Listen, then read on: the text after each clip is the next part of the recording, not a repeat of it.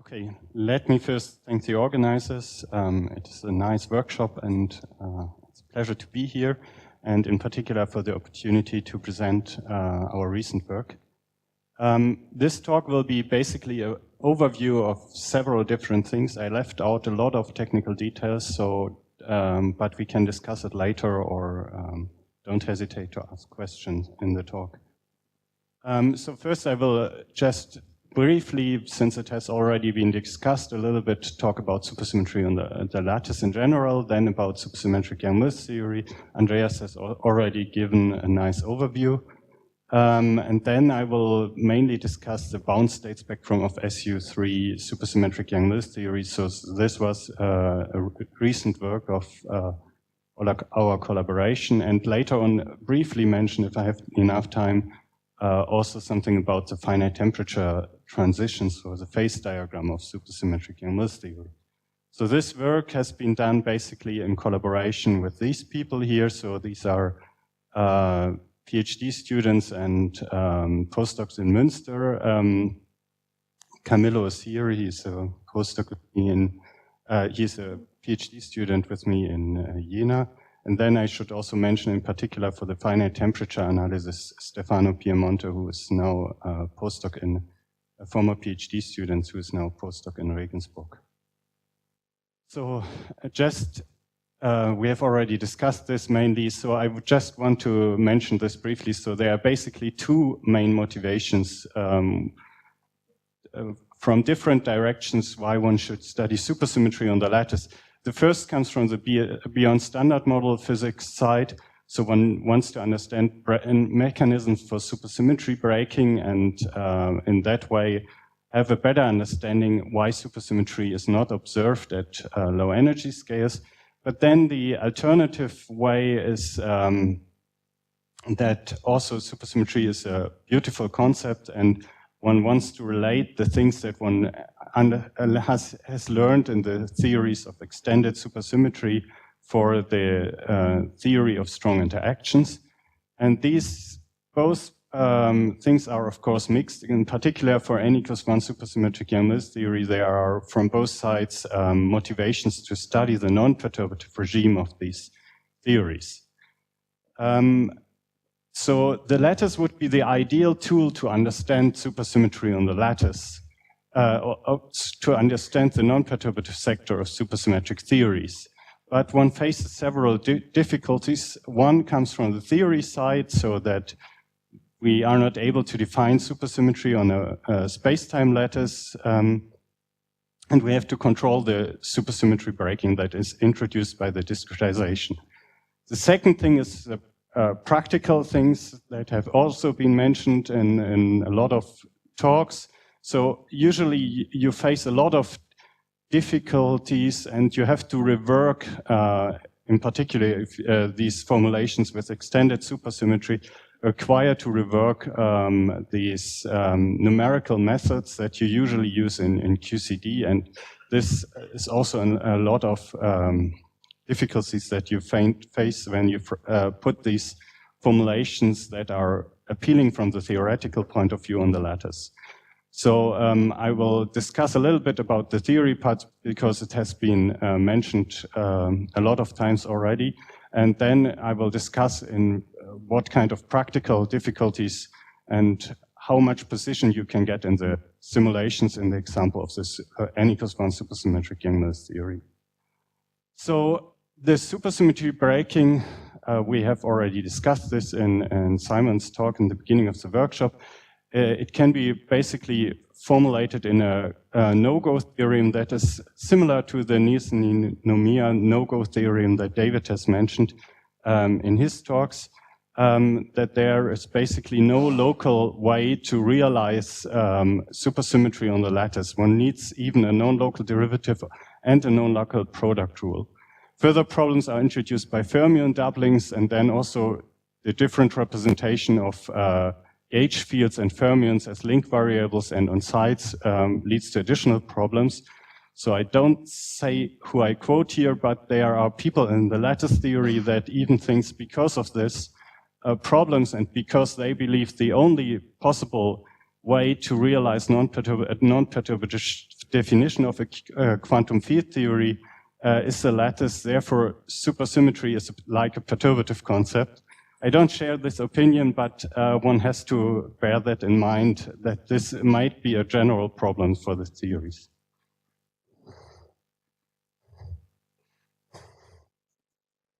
Meeting with the string theorist. What about string theory as a regulator? Well, I think you embed the gauge theory in string theory, you could keep alpha prime non-zero, you have a regulated theory, so let's, for the string theorist among us, there are other regulators. Okay. This is... Yes. Yeah. There are other difficulties then in that direction, but okay. So if you have then a Nielsen-Eunomia theorem, you might immediately think about a solution similar to the Ginsparg-Wilson relation for supersymmetry on the lattice as well. And we have seen this in the talk by David, how this provides an interesting solution for the problem in the case of chirosymmetry.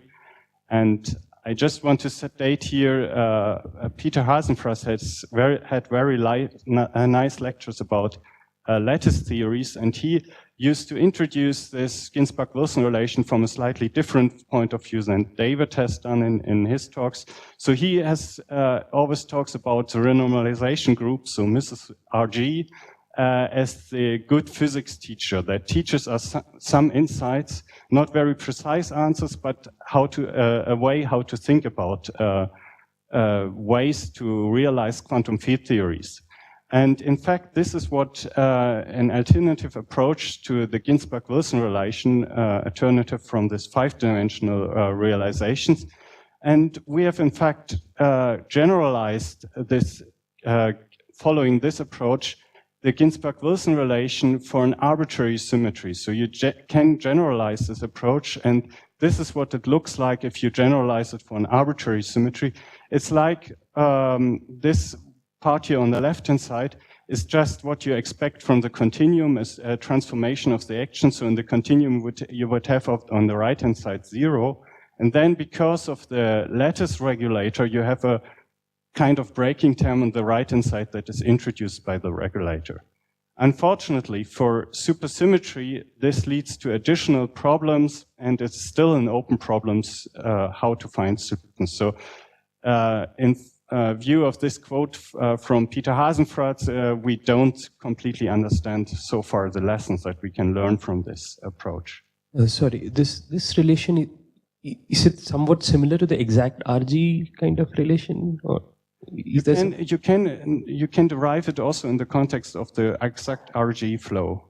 There have been studies where similar equations have been derived there as kind of constraints for the exact RG flow solutions.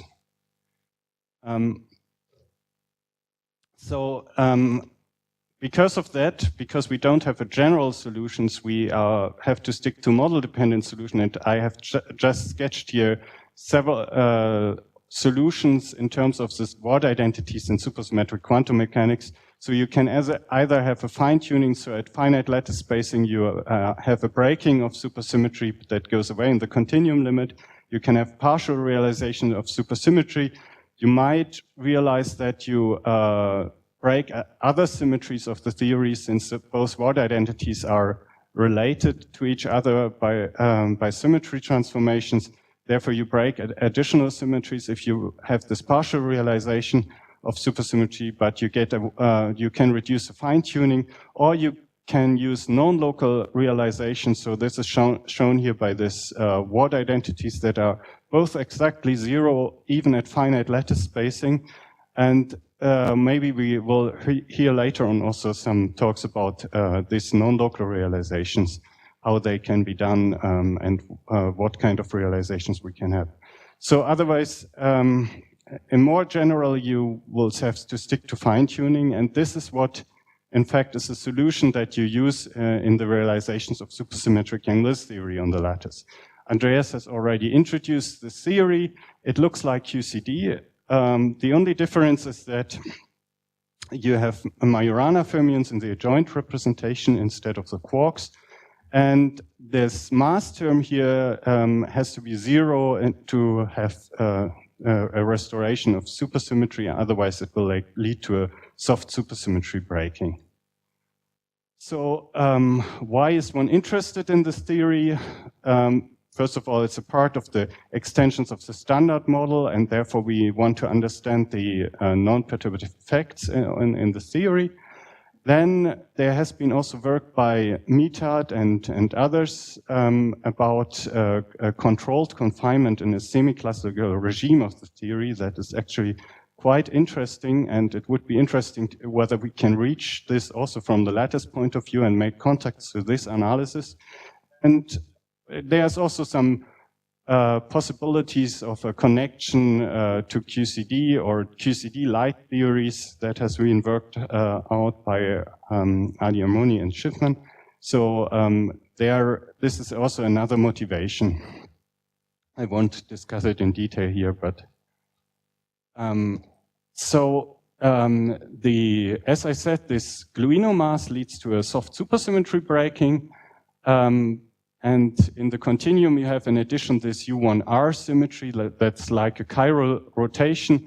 It is like a one-flavor QCD broken by the anomaly, but it's not completely broken. You have a remnant Z2NC symmetry that is then broken spontaneously by the gluino condensate down to a Z2 symmetry.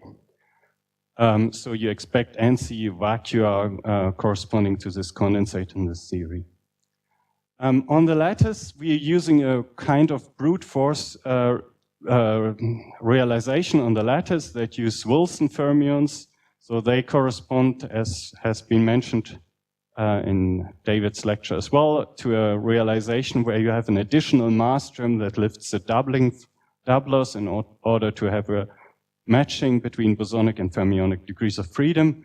And then in addition, we have an improvement. I don't write it out here. It's a Clover improvement that we have realized. And we have investigated it before for the SU2 gauge theory. And now our most recent work is that I'm presenting here is related to SU3 Supersymmetric Yang-Mills Theory.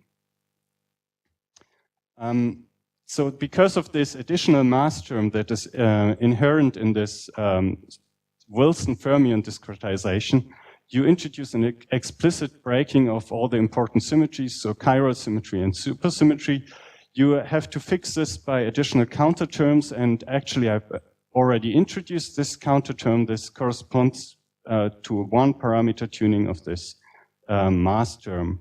So it has been shown by Curci and Veneziano that it's enough to have this one parameter tuning to recover both chiral and supersymmetry in the continuum limit. So in other words, the chiral limit is equal to the supersymmetry limit plus order A corrections if you tune to a certain value of the gluino mass or equivalently to this hopping parameter kappa.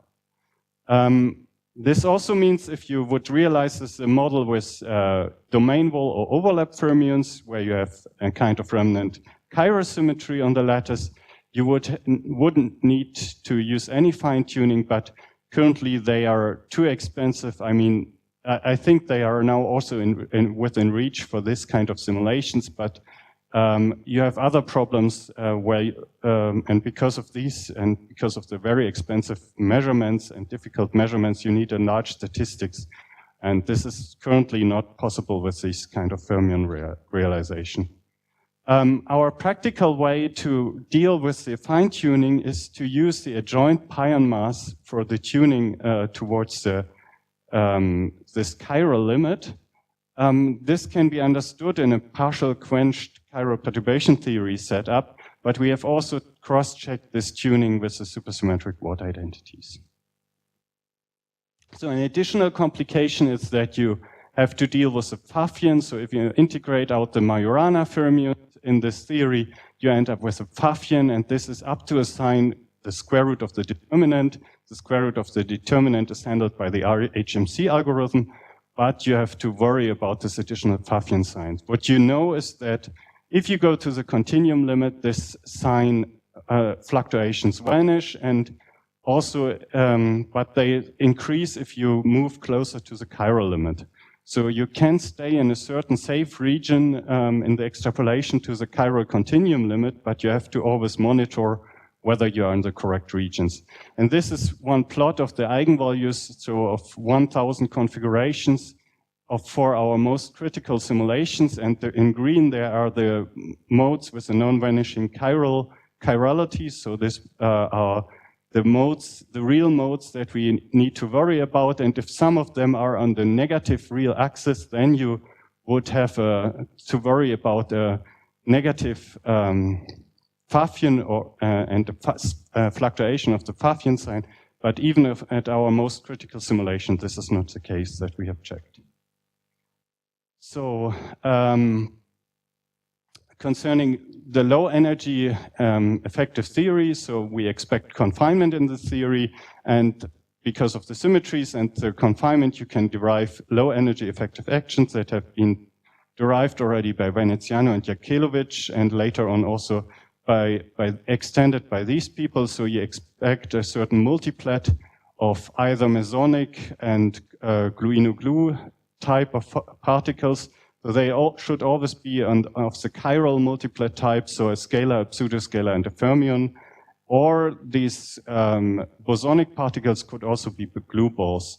There's some mixing expected even from the continuum analysis of these multiplets. And on the lattice, it's quite clear that we cannot really tell the difference. They will always mix these two multiplets. But what is important, we need some kind of formation of such kind of multiplet with particles of the same mass. So the measurements are quite challenging on the lattice because glue balls have a bad signal-to-noise ratio. Then also these mesons correspond to flavor singlet mesons in QCD, and people who are doing QCD simulation know that these are very hard to measure. Then this glue-in-glue particle, I've just written down here again, this operator, Andreas has already mentioned it. And therefore, it's quite challenging, and you need a quite decent statistic to get a good signal for these particles that you always have to bear in mind if you look at the precision of the results. Just to mention briefly the status of the project, we have developed several methods to do to investigate the theories and get better signal for the discussions. I already also started to look at the mixing between the glue ball and the mesonic channel, which is quite challenging. For SU2, we have already seen an indication and a continuum extrapolation of the lowest lying states. This can be found in this article. And then now we switch to SU3. Actually, this is quite expensive because the adjoint representation requires much more, has much larger gauge matrices, and therefore much more computing power is needed. This project is actually quite old. 20 years ago, there was the first time it was tried, but it was at that time impossible to get anything out of it. Then later on, with new codes and new methods, we have started to investigate it, and now the first results are also presented here in this archive articles that I will now going to talking about. So this is, I think, one of the most important results. So here you see the scalar glue ball in green, and the glue-in-glue, so the fermionic particle, and an extrapolation to the chiral limit corresponding to a vanishing adjoint pion mass squared. And you see that if you extrapolate them to the chiral limit, you see a quite good degeneracy. This is at a particular lattice spacing, so you might worry what happens in the continuum limit. And we have also looked at the mesonic channels. So actually we have two different ways to measure this A eta prime, so the pseudoscalar channel, and it is slightly heavier in these measurements, but it has actually still good overlap with the glue ball with the scalar glue ball in this measurement. And also for the eta prime, for the AF0, so the scalar meson channel, there seems to be good overlap. So it seems to be that these particles are actually mixed in this analysis. And here are some final results, still with quite large errors. Final results for this chiral extrapolation in units of this scale that has been extracted from the scalar static quark-antiquark potential. So, yeah, in order to achieve these results, we had to go to actually quite fine lattice spacings. And this is because just lattice artifacts that break supersymmetry are quite important. But at least this leads to other systematic uncertainties. And in particular, if the lattice spacing becomes small, you have to worry about finite volume effects, but we have checked them now. We went up to a 24 lattice cubed volume. So from 8 cubed to 24, we have investigated this finite volume effects. And then we have also, what is also important if you go to such fine lattices, we have measured the topological charge, which is actually quite crucial because it gets frozen if you go then closer to the continuum limit. And in fact, this is our largest uncertainty now if you go to finer lattice spacing. So here are results for 3 different beta corresponding to 3 different lattice spacing. And you see for the coarsest lattice spacing here, there's still quite a gap between the bosonic and fermionic particles, so corresponding to a remnant supersymmetry breaking. And towards finer lattice spacing, this is what I've shown in these pictures. This is these results as what I've shown just before.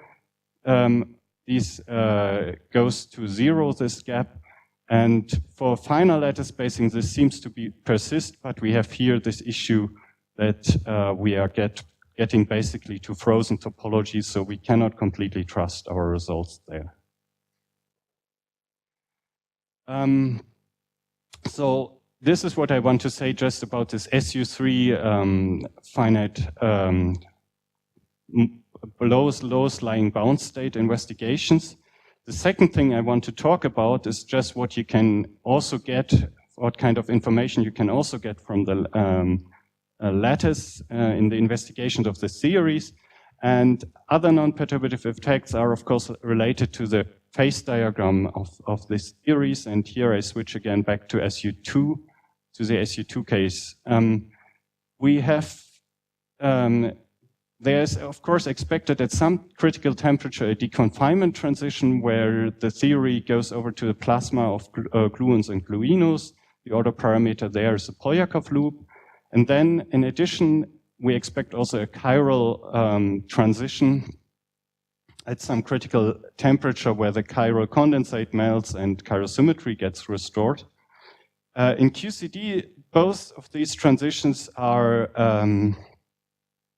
sort of difficult to analyze at once, because if you add quarks, then they add screening effects and you don't see anything, any clear signal of the deconfinement transition anymore. If you also, you have to take also into account the finite fermion mass, then you also have an explicit chiral symmetry breaking. So both transitions are a crossover. In Super Yang-Mills theory, on the other hand, if you go to the limit where the gluino mass vanishes, it's expected that both transitions are still visible, and they can be, in principle, even independent. This is just due to the adjoint, to the fact that we have fermions in the adjoint representation. What we have found in our first investigations is that we could pin down the the deconfinement transition quite precisely, and what we have also found, it is shown here in this, in the plot of the both order parameters, there's quite good coincidence between the chiral and the deconfinement transition, which is quite interesting because it's not, there's no theoretical argument why this should be the case in supersymmetric Yang-Mills theory. Now, what happens, what is interesting now is what happens if you switch the boundary conditions of the fermions. So for theory at finite temperature, you always have antiperiodic boundary conditions for the fermions. So what you can do is still is to, on the lattice is to switch the boundary conditions of the fermions. And this changes the theory quite drastically. So here you see the rising of the Polyakov loop. if you go if you go above the deconfinement transition, and you also see this fermion mass dependence that is visible in that just appears in this if you analyze this transition very carefully. If you now switch to periodic boundary conditions, the signal is completely different. So somehow you get some rising of, for quite heavy masses, you of course get a rising of this Polyakov line, since this is also what you would expect in pure Yang-Mills theory. But then you get an additional transition where it turns back again. And if you lower than the fermion mass, there is an indication that here, and we observe it also in a more careful analysis, that this transition completely vanishes in the towards the chiral limit. So you can get rid of the deconfinement transition just by changing the boundary conditions. And even more, you can carefully investigate that there are actually two phase transitions at a finite fermion mass.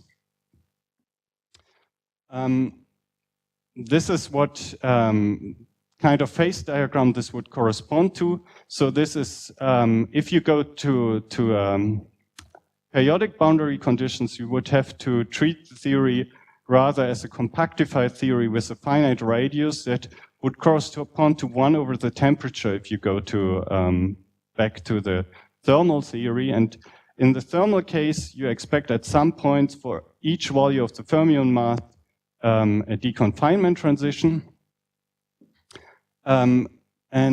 But on the other hand, if you then switch the boundary conditions, then there's only this island here close to the limit of infinite fermion mass, where of course the boundary conditions doesn't change anything that corresponds to a deconfined phase. And in particular, at 0 fermion mass, you don't have any transition. And in fact, this is in accordance with the theoretical arguments, because at this, one can show that with periodic boundary conditions, that partition, the thermal partition function just corresponds to the Witten index, and this should have no dependence. One can show that this should have no dependence on the gauge coupling, and therefore this is the explanation why here one expects a continuous a continuity, so no transition up to here. And this is actually what offers the possibility to study down here in this regime more, in particular, in more detail, the semi-classical limit of the theory.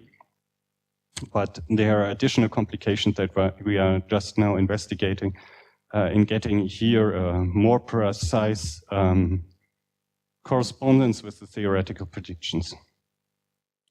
Okay, that brings me to my conclusions. What I've just said is that simulations of supersymmetry on the lattice is still in some respects an open problem. I've shown that one can generalize the Ginsparg-Wilson relation, but it's still an open problem to find solution for this. And then, in particular for supersymmetric Yang-Mills theory, this theoretical problem can be solved by just tuning one parameter. And I've shown you that the results also indicate, in accordance with that, a formation of multiplets in SU2 and SU3 gauge theory. And this allows to investigate more interesting non-perturbative properties of the theory, like the phase diagram. And further analysis of this is underway, so further states are currently investigated. Thank you for your attention.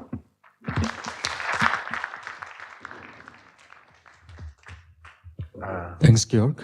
Questions? A couple of questions. Did you measure the gluino condensate? So we have measured it. Actually, this was an alternative way, because we are always not sure about this partially quenched chiral to perturbation theory arguments to locate the transition. So we have measured the gluino condensate at 0 temperature, and you see some kind of signal there at this kappa C value that also you find also from the tuning of this ion mass. And do you see the 2 vacua or the 3 vacua? So yeah, this is a more difficult question.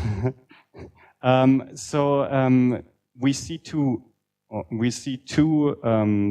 distributions with 2 peaks actually at the moment, and yeah, it's more difficult, and we have some ideas why and how one should address the question how you get 3 peaks as you expect for SU3 gauge theory, but this we still have to investigate further.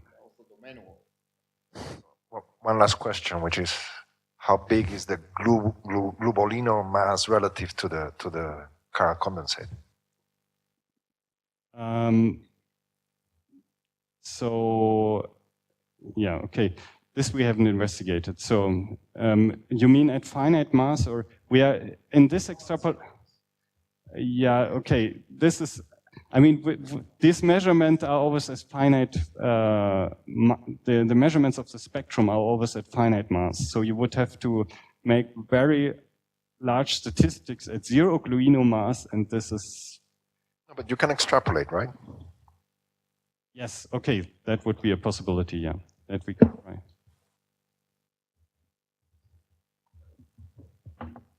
More questions? So, what is the prospect for adding matter chiral multiplets, or even in some quenched sense? Well, we are. This is my long-term plans, so to say. But so what I can say, what I've done now is to go to mixed representations. This is the first step. If you want to add matter, if you want to go to super QCD, you would have to add something in the fundamental representation. What I didn't add so far are scalars, because these are the most complicated thing. You have a lot of tuning that you get because of that, but yeah.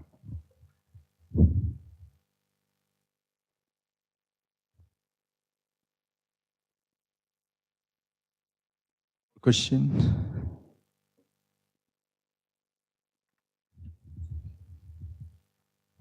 So that the that essentially confinement disappears if you just change, just in quotation marks, change the boundary condition, is a bit surprising. Is there some explanation? I mean, beyond the Witten index or so? I mean, it's actually not so difficult to understand it here. You can go to, if you go to very small radius, you are basically in a perturbative regime, and you can see that the effect of the adjoint fermions, in that case, if you have periodic boundary conditions, is actually deconfining. In contrast to what you have for, is actually confining in contrast to what you have for fermions in the fundamental representation. So this makes a large difference. And in fact, if you are down here, what is expected, and this is not completely in agreement with the diagram actually that I've shown here, is that this perturbative contributions of scalars, that the perturbative potential gets even exactly 0. But this is a very peculiar way these things add up.